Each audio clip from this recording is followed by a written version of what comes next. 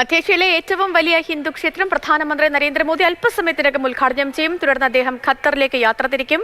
അബുദാബിയിൽ നിന്ന് സുരേഷ് വെള്ളിമുറ്റം ചേരുന്നു. സുരേഷ്, ഉദ്ഘാടനത്തിനുള്ള ഒരുക്കങ്ങളൊക്കെ ഏതുവരെയായി? പ്രധാനമന്ത്രി എപ്പോഴാവും അവിടേക്ക് എത്തിച്ചേരുക? ഉദ്ഘാടനത്തിനുള്ള ഒരുക്കങ്ങൾ പൂർണ്ണമായും തയ്യാറായി കഴിഞ്ഞു. ചടങ്ങുകളൊക്കെ, ക്ഷേത്രത്തിലെ മറ്റ് ചടങ്ങുകളൊക്കെ, പ്രാണപ്രതിഷ്ഠ, പൂജ, അങ്ങനെയുള്ള എല്ലാ ചടങ്ങുകളും പൂർത്തിയായി കഴിഞ്ഞു. ഇനി പ്രധാനമന്ത്രി നരേന്ദ്രമോദിയുടെ വരവിന് വേണ്ടിയുള്ള കാത്തിരിപ്പാണ്. ഇതിലെ ആയിരിക്കും പ്രധാനമന്ത്രി നരേന്ദ്രമോദി വരുന്നത്. ഈ ചുവന്ന പരവതാനി വിരിച്ച ഈ ഭാഗത്തു കൂടി പ്രധാനമന്ത്രി നടന്നു വരും.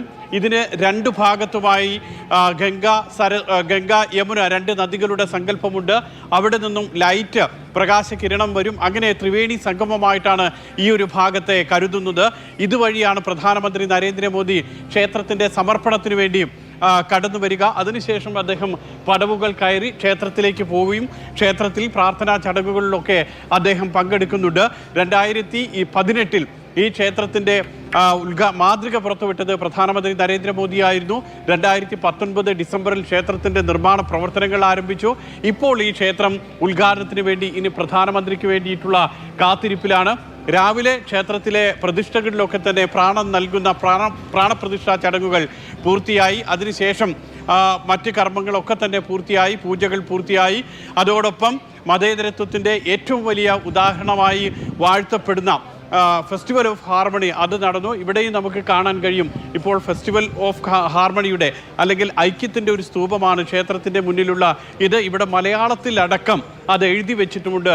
നമുക്ക് കാണാം, മലയാളത്തിലടക്കം ഈ ക്ഷേത്രത്തിൻ്റെ ഐക്യത്തിൻ്റെ ഒരു രൂപം ഇവിടെ എഴുതി വെച്ചതാണ്, മലയാളത്തിൽ എഴുതി വെച്ചിട്ടുള്ളത്. ഇത്തരത്തിൽ എല്ലാ ഭാഷകളെയും, എല്ലാ ആളുകളെയും, എല്ലാ വിഭാഗങ്ങളെയും ഒക്കെ ഉൾക്കൊള്ളുന്നതാണ്. ക്ഷേത്രത്തിലെ ശില്പങ്ങളിലേക്ക് നോക്കിയാലും പ്രത്യേകതയുണ്ട്.